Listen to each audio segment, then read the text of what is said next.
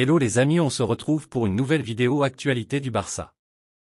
Lamine Yamal a rejoint ce matin la concentration de la sélection espagnole U17 pour disputer le championnat d'Europe en Hongrie. S'ils vont loin dans la compétition, le jeune ailier ne devrait pas rejouer avec le Barça sur cette fin de saison. Almani voulait retirer Araujo et Dembélé de la dynamique de l'équipe première lorsqu'ils étaient en négociation de prolongation de contrat la saison dernière, tandis que Xavi voulait compter sur eux. Le directeur sportif a négocié la vente d'Alba à l'Inter Milan sans consulter le joueur, ce qui a agacé Xavi.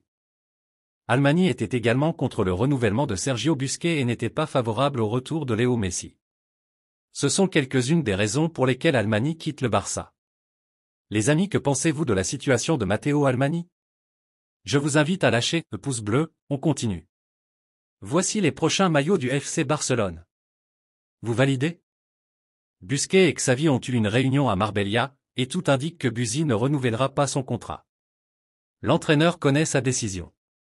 L'AFP annonce ce mardi, d'une source saoudienne, que le départ de Lionel Messi pour l'Arabie Saoudite la saison prochaine est une affaire conclue.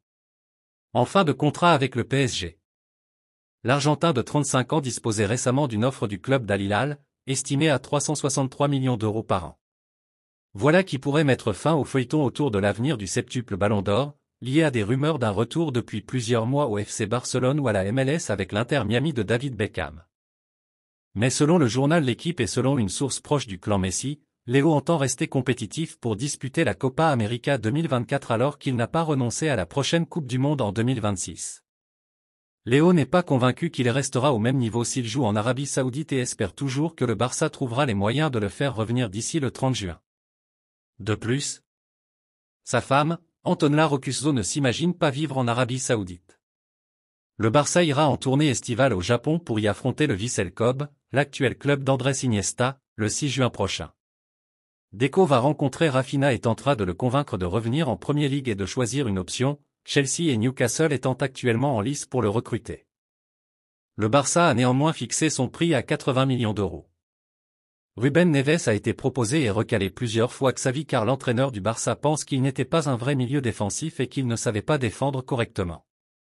Laporta a écarté l'opération. Heureusement, Joan Laporta fait aveuglément confiance à Xavi. L'entraîneur ne lui a jamais dit que Neves était un mauvais joueur, mais en aucun cas il n'est un pivot défensif, simplement parce qu'il ne sait pas défendre. Il l'a expliqué si clairement lors d'une réunion qu'ils ont eue l'été dernier, lorsque le nom de l'international portugais a été ouvertement proposé par Mendes. On termine avec la une de Mundo Deportivo qui titre « Le meilleur ». Messi reçoit le prix Lheureux. Récompensé en tant que meilleur joueur et meilleure équipe, Argentine, il a parlé du Barça et avec Lewandowski. Une bataille monumentale. Le roi de la Champions League et l'équipe la plus en forme d'Europe s'affrontent au Bernabéu. Nous voici à la fin de la vidéo, je vous invite à lâcher le pouce bleu et à vous abonner si vous appréciez le contenu.